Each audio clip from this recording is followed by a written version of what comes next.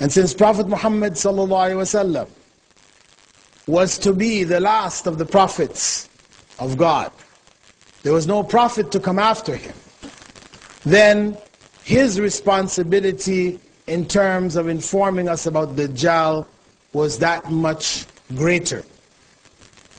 So when one looks, for example, in the literature, which Christians today hold, or they have, we find that the references there are few.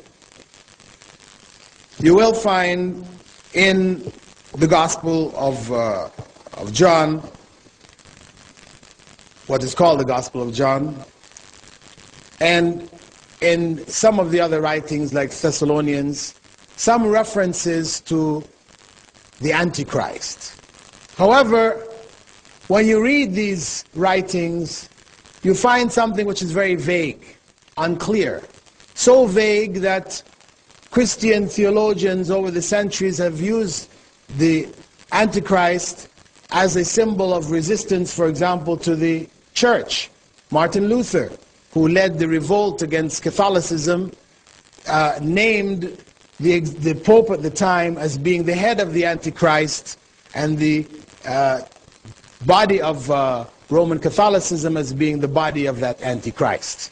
So, and following that, you found a variety of other leading church figures, when talking about times to come, using the term Antichrist as a means of labeling their enemies. So the image or concept of the Antichrist in Christianity is quite distorted. It's not very clear.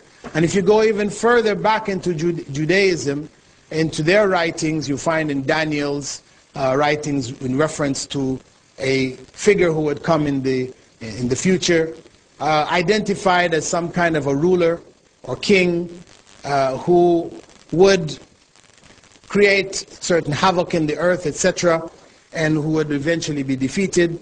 This has been identified as the early writings with regards to the Antichrist. However, as I said, when you go and you read what it says in Daniel's about that figure, I mean, it sounds like somebody's hallucination. You know, it talks about a beast with so many horns, and on each horn there are little mouths, and, you know, really crazy stuff, like somebody had just a bad dream and they wrote about it. So when you try to look at pre-Islamic literature on the Antichrist, you find very little clarity. However, when one comes into the realm of Islamic teachings, one finds clarity so detailed that we cannot have any doubt. Any Muslim who knows the information cannot have any doubt as to who the Antichrist is. And the Prophet Muhammad ﷺ, as our brother mentioned, used to teach his companions at the end of every prayer to seek refuge in the trials of Ad-Dajjal. And he stressed it. And the companion said, إن رسول الله كان يعلمهم هذا الدعاء كما يعلمهم السورة من القرآن. That the Prophet ﷺ used to teach them that dua, this supplication, seeking refuge from the trials of Satan, the way he used to teach a